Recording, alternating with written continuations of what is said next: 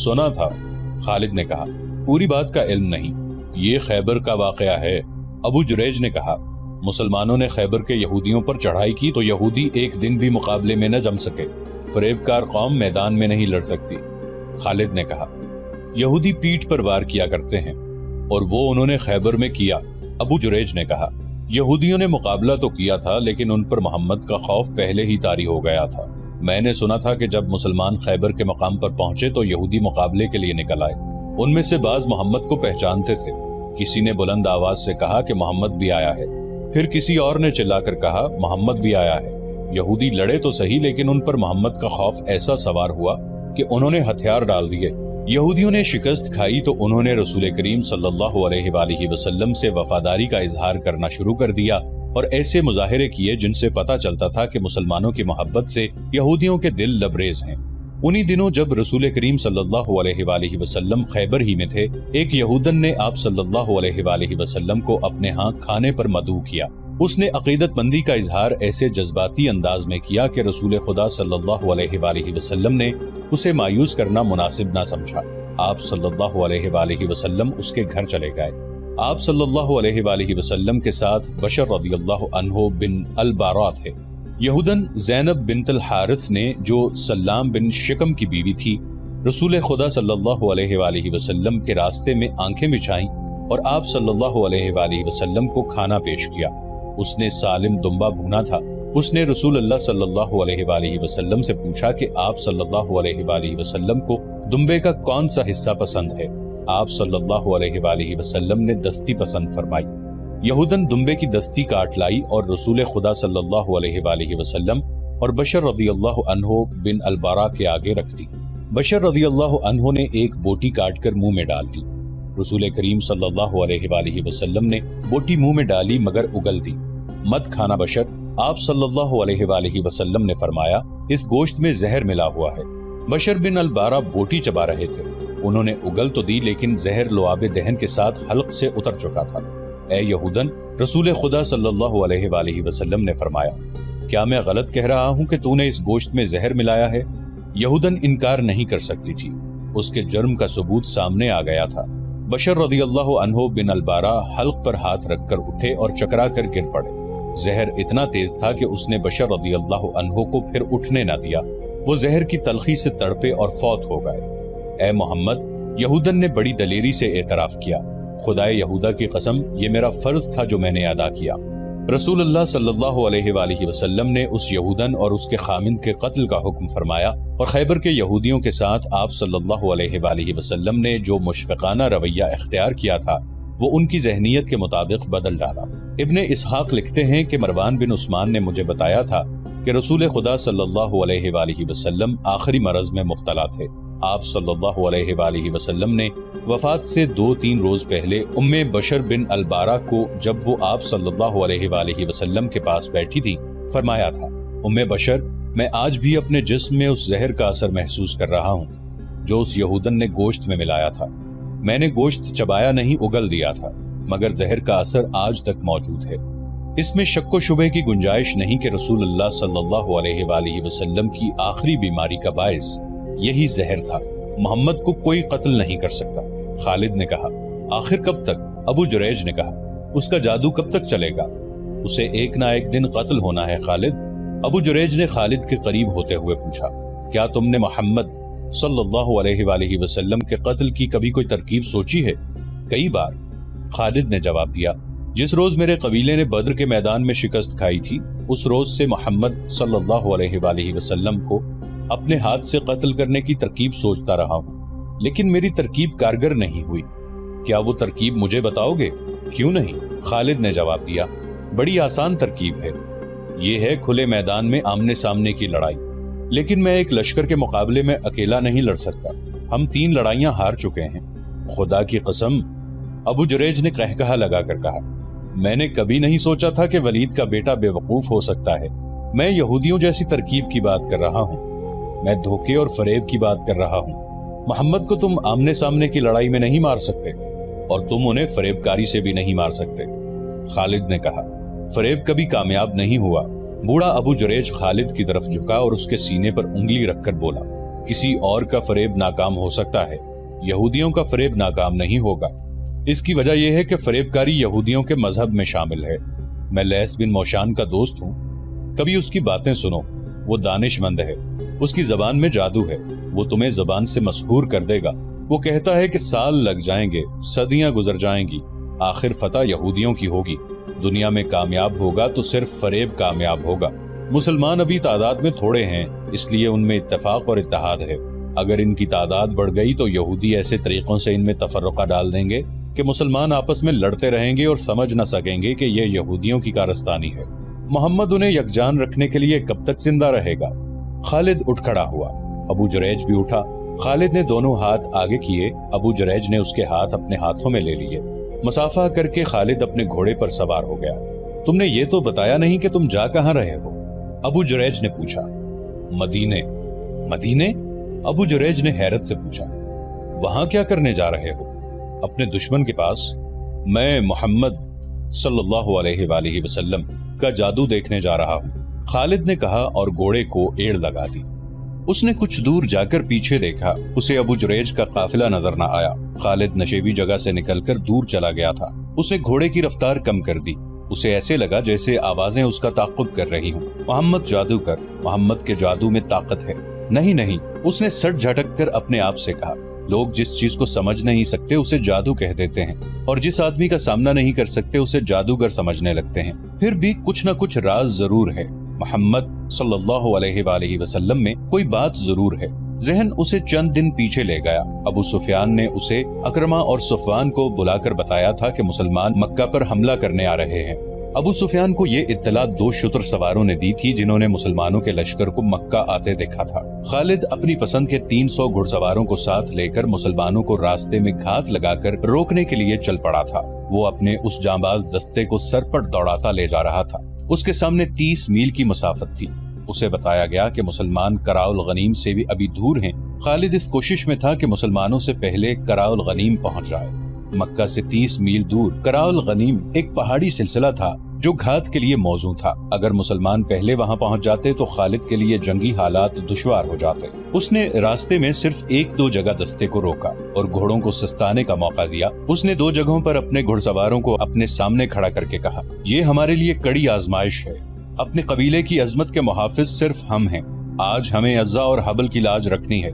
हमें अपनी शिकस्त का इंतकाम लेना है। अगर हम मुसलमानों को कराउल गनीम के अंदर ही रोककर उन्हें तबाह न कर सके तो मक्का पर मुसलमानों का कब्जा होगा। हमारी बहनें और बेटियां उनकी लौंडियां होंगी और हमारे बच्चे उनके गुलाम होंगे। अज़्ज़ा और हबल के नाम पर हल्फ उठाओ कि हम कुरैश और मक्का की आन और वक़ार पर जान कुर्बान कर देंगे। 300 घुड़सवारों ने नारे लगाए, हम अज़्ज़ा और हबल के नाम पर मर मिटेंगे, एक भी मुसलमान जिंदा नहीं जाएगा। कराउल गनीम की वादी में मुसलमानों का खून बहेगा। मोहम्मद को जिंदा मक्का ले जाएंगे। मुसलमानों की खोपड़ियां मक्का ले जाएंगे, काट देंगे, तबाह करके रख देंगे। खालिद का सीना फैल गया था और सर ऊंचा हो गया था। उसने घात के लिए बड़ी अच्छी जगह का इंतखाब किया था। उसने निहायत कारगर जंगी चाल सोच ली थी। वो अपने साथ सिर्फ सवार दस्ता इसलिए लाया था कि वो मुसलमानों को बखेर कर और घोड़े दौड़ा दौड़ा कर लड़ना चाहता था। मुसलमानों की ज्यादा तादाद प्यादा थी। खालिद को यकीन था कि वो 300 सवारों से 1400 मुसलमानों को घोड़ों तले रौंद डालेगा। उसे अपने जंगी फहमो फरासत पर इस कदर भरोसा था कि उसने तीरंदाज दस्ते को अपने साथ लाने की जरूरत ही नहीं समझी। हालांकि पहाड़ी इलाके में तीरंदाजों को बुलंदियों पर बिठा दिया जाता तो वो नीचे गुजरते हुए मुसलमानों को चुन चुन कर मारते। आगे जाकर खालिद ने दस्ते को जरा सी देर के लिए रोका तो एक बार फिर उसने अपने सवारों के जज्बे को भड़काया। उसे उन सवारों की शजाअत पर पूरा एतमाद था। मुसलमान अभी दूर थे। खालिद ने शुतरबानों के बहरूप में अपने 3-4 आदमी आगे भेज दिए थे जो मुसलमानों की रफ्तार की और दीगर कवायफ की इत्तलाएं दे रहे थे। वो बारी बारी पीछे आते और बताते थे कि मुसलमान कराउल गनीम से कितनी दूर रह गए हैं। खालिद इन इत्तलाओं के मुताबिक अपने दस्ते की रफ्तार बढ़ाता जा रहा था। मुसलमान रसूल करीम सल्लल्लाहु अलैहि वसल्लम की क़यादत में मामूली रफ्तार से इस फंदे की तरफ चले आ रहे थे जो उनके लिए खालिद कराउल गनीम में बिछाने जा रहा था। खालिद इस इत्तला को नहीं समझ सका था कि मुसलमान अपने साथ बहुत से दुम्बे और बकरे ला रहे हैं। उसे इस सवाल का जवाब नहीं मिल रहा था कि वो मक्का पर हमला करने आ रहे हैं तो दुम्बे और बकरे क्यों साथ ला रहे हैं। उन्हें डर होगा कि मुहासरा तूल पकड़ गया तो खुराक कम हो जाएगी। खालिद के एक साथी ने ख्याल जाहिर किया, इस सूरत में वो इन जानवरों का गोश्त खाएंगे, इसके सिवा इन जानवरों का और क्या इस्तेमाल हो सकता है? बेचारों को मालूम ही नहीं कि मक्का तक वो पहुंच ही नहीं सकेंगे। खालिद ने कहा, उनके दुम्बे और बकरे हम खाएंगे। मुसलमान अभी कराउल गनीम से 15 मील दूर अस्फान के मकाम पर थे कि खालिद इस सिलसिला कोह में दाखिल हो गया। उसने अपने दस्ते को पहाड़ियों के दामन में एक दूसरे से दूर दूर रुकने को कहा और खुद घात की मौजूद जगह देखने के लिए आगे चला गया। वो दर्रे तक गया। यही रास्ता था जहाँ से काफिले और दस्ते गुजरा करते थे। वो यहाँ से पहले भी गुजरा था, लेकिन उसने इस दर्रे को इस निगाह से कभी नहीं देखा था जिस निगाह से आज देख रहा था। उसने उस दर्रे को दाएं बाएं वाली बुलंदियों पर जाकर देखा, नीचे आया, चट्टानों के पीछे गया और घोड़ों को छुपाने की ऐसी जगहों को देखा जहाँ से वो इशारा मिलते ही फौरन निकल आए और मुसलमानों पर बेखबरी में टूट पड़े।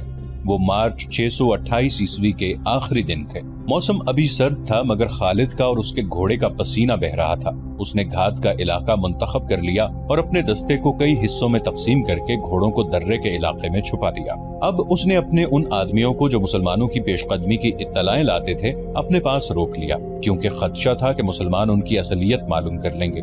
मुसलमान करीब आ गए थे। रात को उन्होंने पड़ाव किया था। अगली सुबह जब नमाज फजर के बाद मुसलमान कूच की तैयारी कर रहे थे, एक आदमी रसूल अल्लाह सल्लल्लाहु अलैहि वसल्लम के पास आया। तुम्हारी हालत बता रही है कि तुम दौड़ते हुए आए हो। रसूल अल्लाह सल्लल्लाहु अलैहि वसल्लम ने कहा, और तुम कोई अच्छी खबर भी नहीं लाए। या रसूल अल्लाह सल्लल्लाहु अलैहि वसल्लम, मदीना के उस मुसलमान ने कहा, खबर अच्छी नहीं और इतनी बुरी भी नहीं। मक्का वालों की नीयत ठीक नहीं। मैं कल से कराउल गनीम की पहाड़ियों में घूम फिर रहा हूँ। खुदा की कसम, मुझे वो नहीं देख सके जिन्हें मैं दिखाया हूँ। मैंने उनकी तमाम नकलो हरकत देखी है। कौन है वो?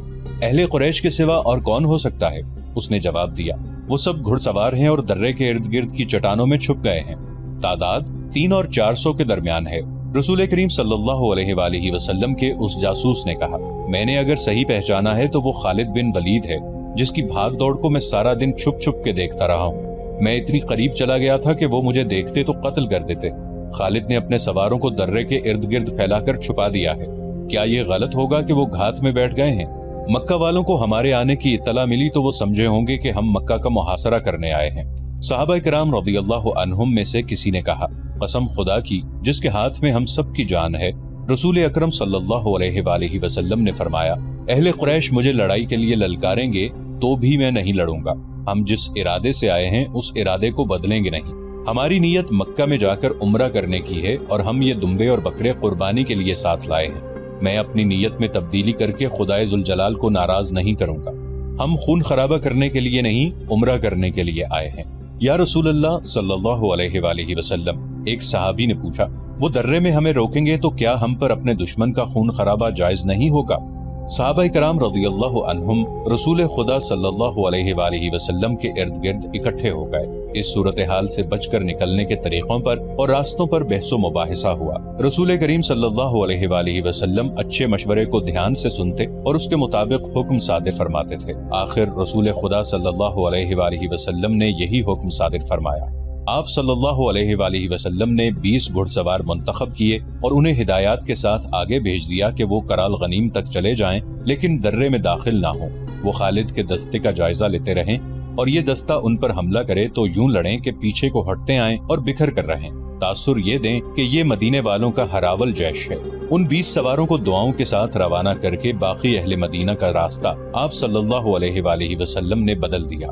आप सल्लल्लाहु अलैहि वसल्लम ने जो रास्ता इख्तियार किया वो बहुत ही दुश्वार गुजार था और लंबा भी था, लेकिन आप सल्लल्लाहु अलैहि वसल्लम लड़ाई से बचने की कोशिश कर रहे थे। एक मुश्किल ये भी थी कि अहले मदीना में से कोई एक आदमी भी न था जो इस रास्ते से वाकिफ होता।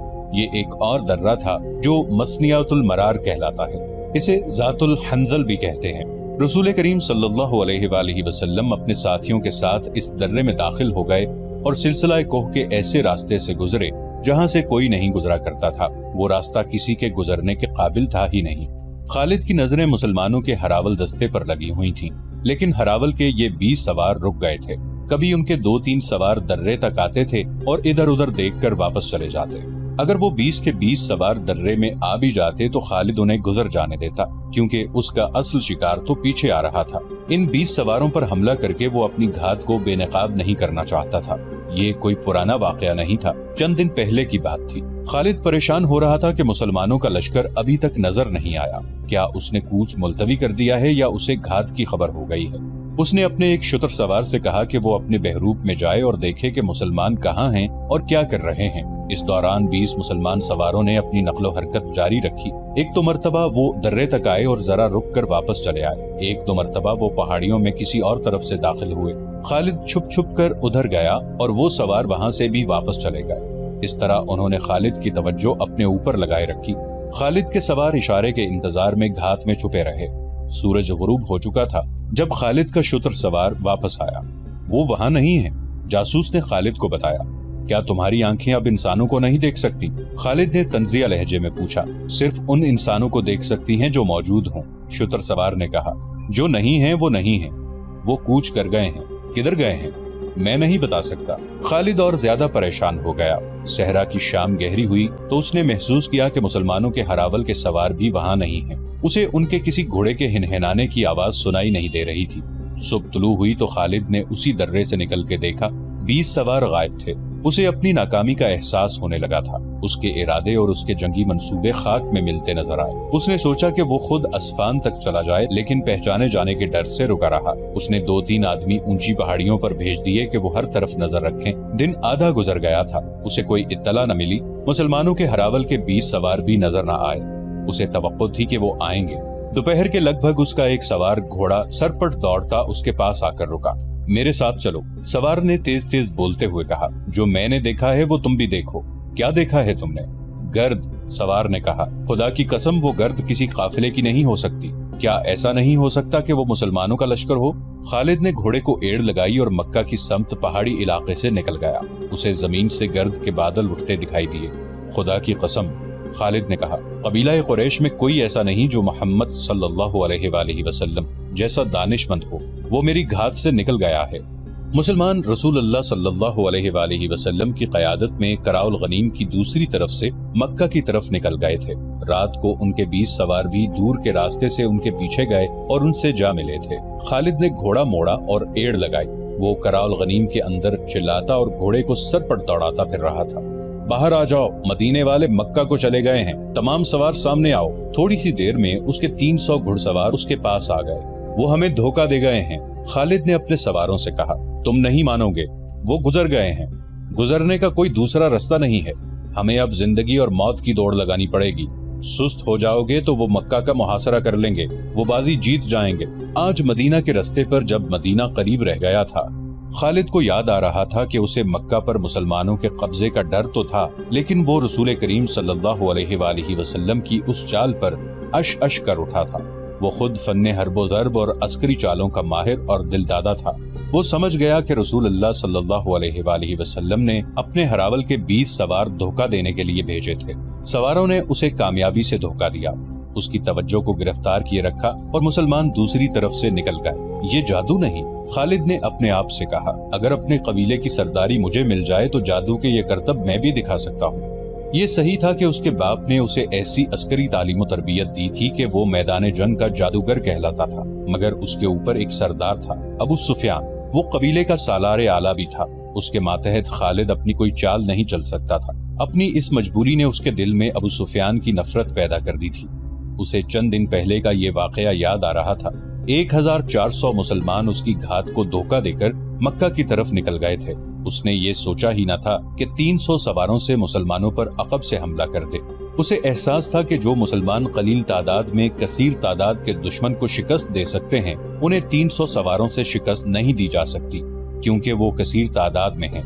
उसे मक्का हाथ से जाता नजर आने लगा था और उसे ये खिफ़त भी महसूस होने लगी थी कि उसकी घात की नाकामी पर अबू सुफियान उसे ताना देगा और हंसी उड़ाएगा।